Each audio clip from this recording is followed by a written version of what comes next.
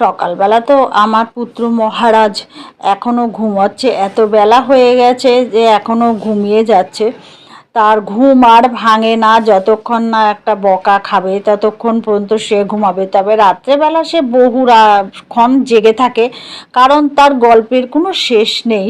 খেলার নানান রকমের খবর নিয়ে সে হাজির হয় ঠিক রাত্রেবেলা।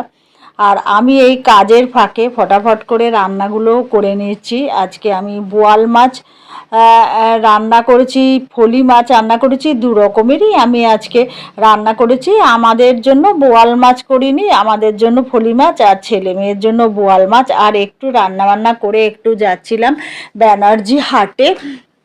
আমার কিছু জিনিস কেনার ছিল। আমি তো ভীষণ গাছের শখ, তো একটা কুললঙ্কা গাছ আমি কিনে নিয়ে এলাম, এবং সেখানে সবজি বাজারও আমি কিছু করলাম। এছাড়া আমি দোকান থেকে সার কিনলাম, ফুল গাছের মধ্যে পোকা হয়েছে তার ওষুধটা কিনলাম। এই সমস্ত কিনে আসতে আমার একটু দেরি হয়েছিল। আর ব্যানার্জি হাটটা এত সুন্দর লাগে, লঙ্কা চারাটা এইটা কুল লঙ্কা বলে।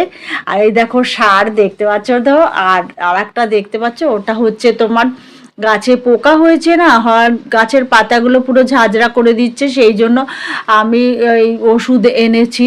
ওষুধটাকে দিয়ে দিতে হবে আর গাছটা টবের মধ্যে পুঁততে হবে।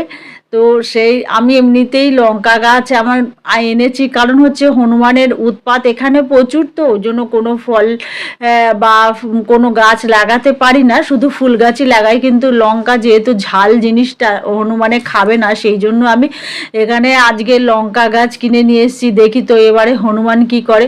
হনুমানের এখন এমন অবস্থা যে গোলাপ গাছের কুড়িগুলো পর্যন্ত, কিছু ফল মূল না পেয়ে সে গোলাপ গাছের কুড়িগুলো পর্যন্ত খেয়ে নেয়। ওই জন্য বেশি বড় গোলাপ গাছ আমি কিনি না, কারণ ছোট ছোট গোলাপ হলে তার কুড়িগুলোকে খেতে পারে না, আর বড় গোলাপ হলে তার বড় বড় কুড়ি থাকে সেগুলোকে খেয়ে নেয়। টবে মাটি আমাকে পুড়ে এই যে লঙ্কা গাছটা আমি ফটাফট করে লাগিয়ে ফেললাম। এবারে একটুখানি রেখে দেব, এবারে জল কাল পরশু নাগাদ জল দেব, তারপরে একটু ধরে গেলে একটু সার দিয়ে দেব। দেওয়া হয়ে গেলে তারপরে যা হওয়ার, এবার গাছের কাজ সে কী করবে, কটা কি হবে। এবারে ছটাপট করে তারপরে না বাড়িতে এসে ঠাকুরের আসনটাও দিয়ে নিয়েছি। একটু দেরি হয়, রবিবার হলে না একটু দেরি হয় আমার, কেননা আমাকে সমস্ত গুছিয়ে কাজগুলোকে তো করতে হয়, সেই জন্য একটু বেলা হয়ে যায় ঠাকুর দিতে। এমনি সময় তো আমি রোজ সকাল সকাল ঠাকুরটা দিয়ে নিই, কিন্তু রবিবার একটু দেরি হয়। আর ফুলগুলো এত সুন্দর ফুটেছে, দেখতেও কত সুন্দর লাগছে। এই ফুলটা আমার ভীষণ প্রিয়। আমি ব্যানার্জি হাটে গেছিলাম, এই ফুলের কালারটাই থোকা যদি হয়, অনেকগুলো পাল্টার থোকা যদি হয় তাহলে কেনার জন্য, কিন্তু আমি ব্যানার্জি হাটে কোথাও পাইনি। আর আমি আজকে ভাতের জন্য আমি এখানে নিয়েছি, দেখো খাবার নিয়েছি, লাল শাক নিয়েছি, এখানে এঁচোড় চিংড়ি রান্না করেছিলাম, বোয়াল মাছের ঝাল রান্না করেছিলাম, এইসব রান্না করেছিলাম। সেগুলো আমরা ফটাফট করে নিয়ে নিলাম। এবারে দুপুরবেলা খাওয়ার পালা। আবার দুপুরবেলা না, রাত্রেবেলা আমার দিদি ফোন করেছিল, দিদি বলেছে রাত্রেবেলা আসবে, রাত্রেবেলা সেটা আলাদা রকমের খাওয়ার হবে। এই দেখো যেটা করেছি, এটা লাল শাকের মোটা মোটা লাল শাকের ডাঁটা এনেছিল, সেই মোটা মোটা লাল শাকের ডাঁটা দিয়ে আলু দিয়ে কালো জিরা দিয়ে রান্না করেছিলাম। আর বিকেলে ভাগনা এসছিল, ভাগনাকে বলেছিলাম মোমো, দোকান যেহেতু আমাকে মোমো এনে দিবি, আমি পয়সাও দিয়েছিলাম ভাগনাকে, কিন্তু ভাগনা আমাকে যা পয়সা দিয়েছিলাম তার থেকে বেশি আমাকে মোমো দিয়েছে। বলে মামি তুমি খাবে বলে, আবার যে কেমন হয়েছে আমাকে কিন্তু রাত্রেবেলা ফোন করে বলবে যে মোমোটা কেমন হয়েছে। তবে সত্যি মোমোটা খুব ভালো হয়েছে।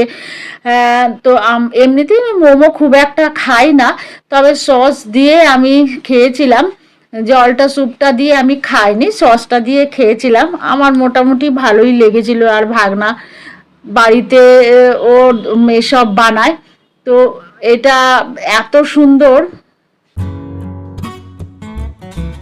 কি গো, খেয়ে বলো কেমন হয়েছে।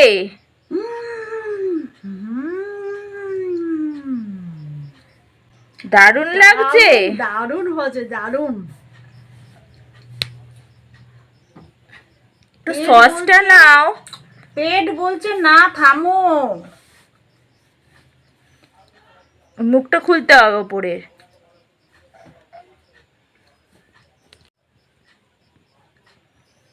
বলো সস দিয়ে বেশি ভালো লাগছে না স্যুপ দিয়ে? আমার বাবা সবই ভালো লাগে, সসই ভালো লাগে বেশি। সস ভালো লাগছে? সস দিয়ে খুব ভালো লাগে। আহ